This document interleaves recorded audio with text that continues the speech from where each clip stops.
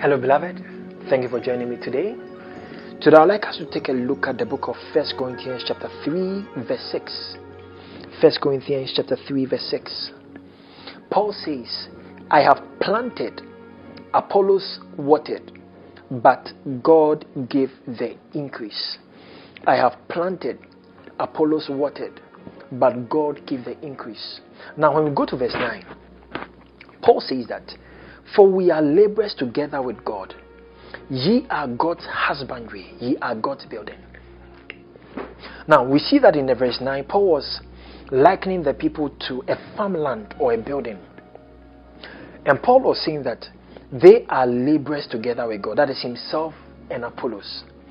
But in verse 6, where I read, he said, I have planted, Apollos watered, but God gave the increase. Now, the amazing thing is this.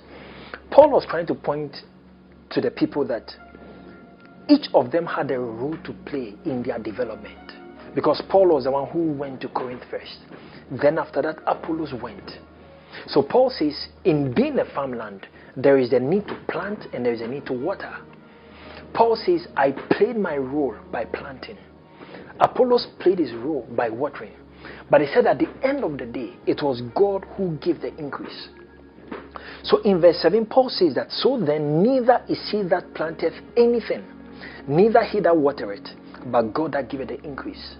Now the reason was because there was a contention in the church. If you read from 1 Corinthians chapter 1 from verse 10, Paul said in verse 11 that members of close household had reported to him that there were divisions.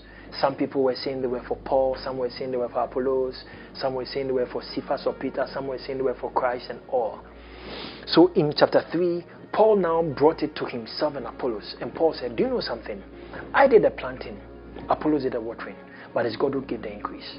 So he said, don't give focus to the one who planted or the one who watered, because planting and watering could have happened and increase couldn't have happened. So it is God who matters in all this. Now, the point I want to draw out is the fact that each of them had a role to play. I just want to bring our minds to the fact that every single person has a role to play in the things of God. Every single person has a role to play in this life. What is the role that you've been brought to play? Now, you see why comparisons are unhealthy in the Christendom? Because everybody has a specific role. Even when you have two people planting, they'll plant different things at different places. No two assignments to be 100% alike. That is why it is unnecessary to compare ourselves with other people. The Bible admonishes us in Hebrews 10:24 to provoke each other unto love and to good works.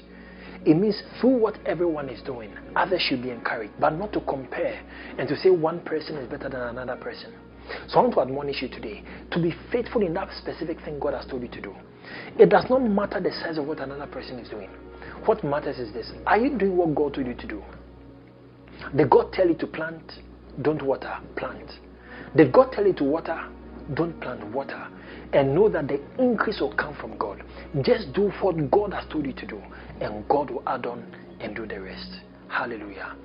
Thank you so much for joining me today. God bless you. I'll see you same time in our next session. God bless you.